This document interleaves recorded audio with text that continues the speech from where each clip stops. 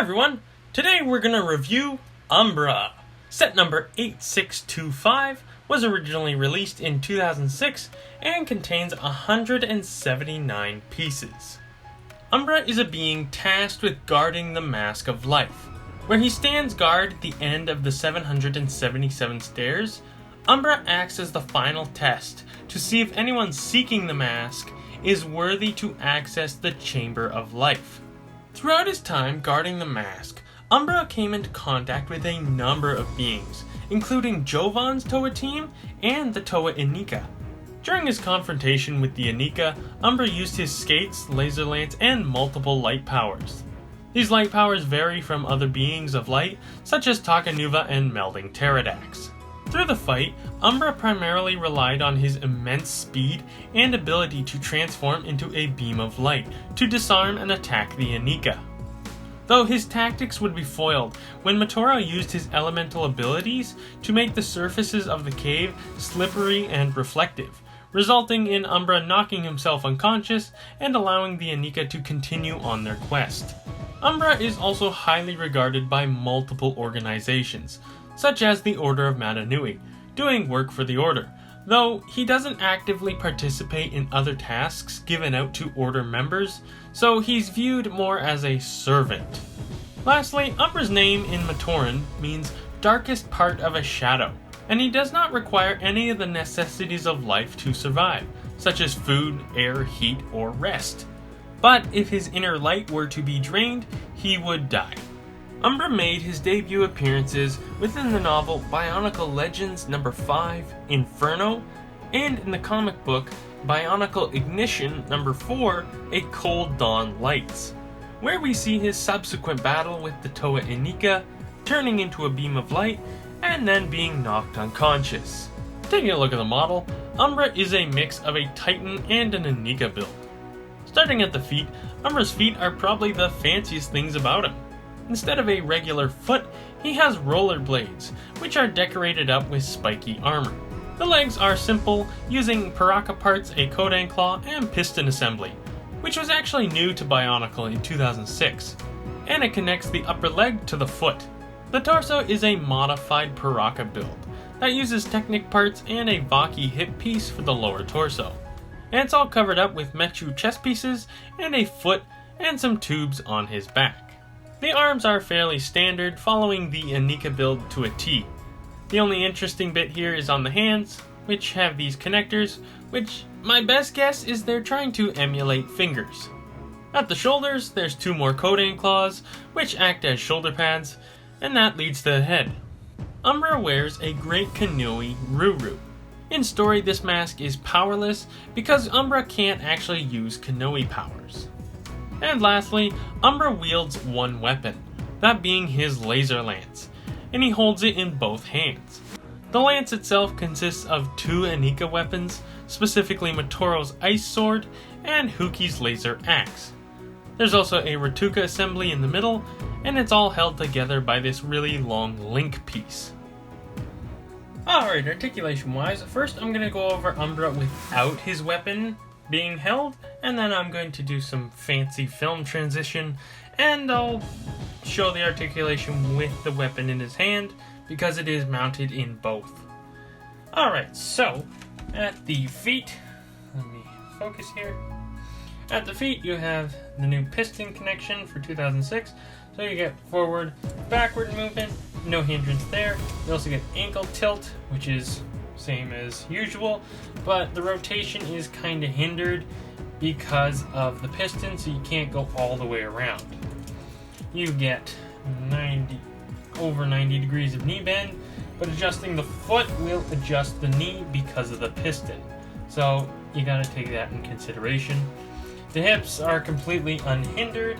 You get forward all the way up, back all the way back, and he can do way more than the full splits, so he can do the high kicks. Oh yeah. And then at the shoulder, it's a standard ball joint, so forward, back, out. It does interfere with this Kodan claw here, so it can only go up and back this far. So yeah, he can't reach above his head unless you go sideways, but that's as high up as he can reach. So yeah. And then you get way over 90 degrees of bend at the elbow, so that's good. And then at the wrists you have very standard connectors, rotation, hinge, curl, all that good stuff. So yeah. And then at the head, the connector at the back here is oriented forward. So he can't really look up too far. I think he can only look up that far, down that far because of this foot piece, and then looking side to side, he can only look that far to the side, both ways because of how the shoulder pads are attached.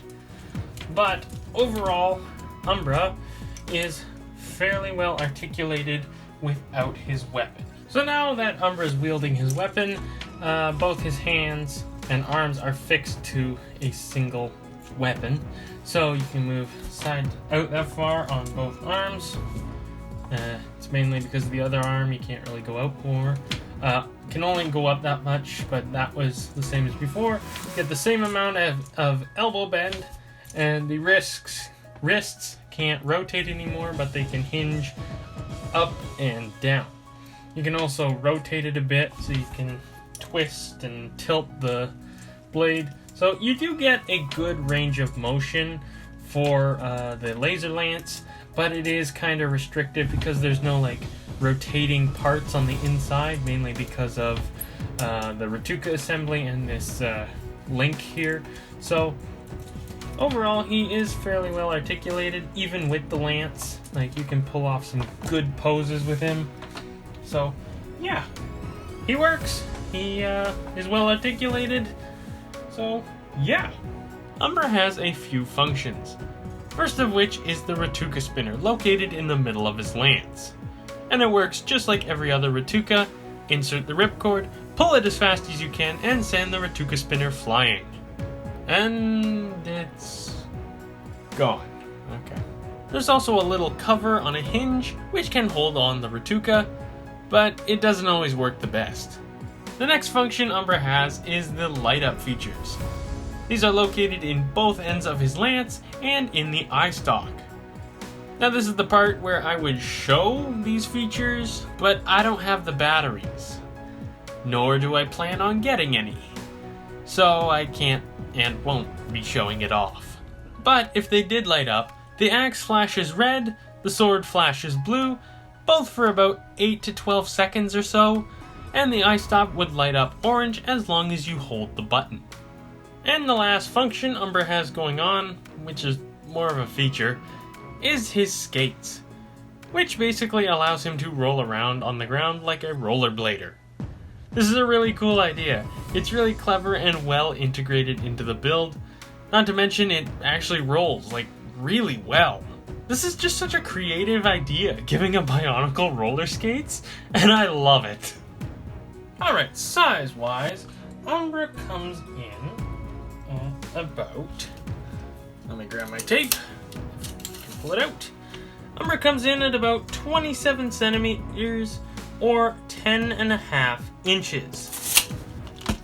For comparison, here he is next to a Mata build, a Metro build, and lastly, an Anika build. And because I mentioned these guys earlier, here he is with Takanuva 2003, and here he is next to my modded Melding Universe Pterodax. I didn't give him the hammer because that thing is flimsy as ever. So yeah. So, the issues with this set. The weapon is one giant clump of parts that is fixed to the hands. So there's no real way to take it out of the hands, or just put it in one of them to create some kind of dynamic pose that isn't this. Now, the big issue with Umbra tends to revolve around his skates.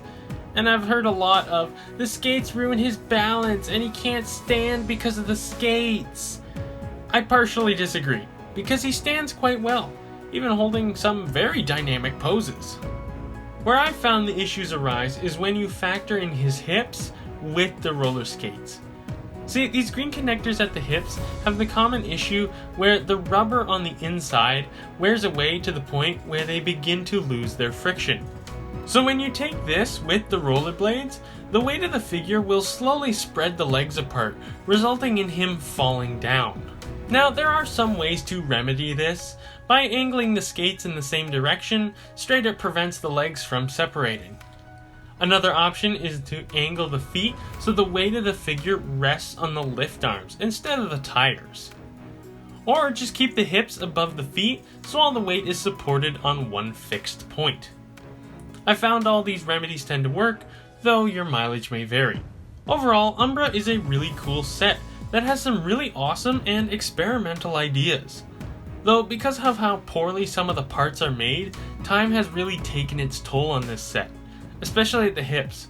Combined with those experimental ideas and the lack of any unique parts, results in this guy being arguably one of the worst Bionicle figures released by LEGO. So that's Umbra.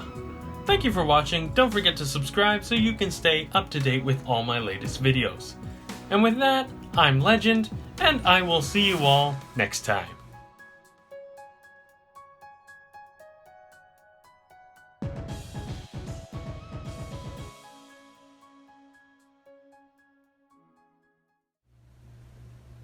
Hey, I found it!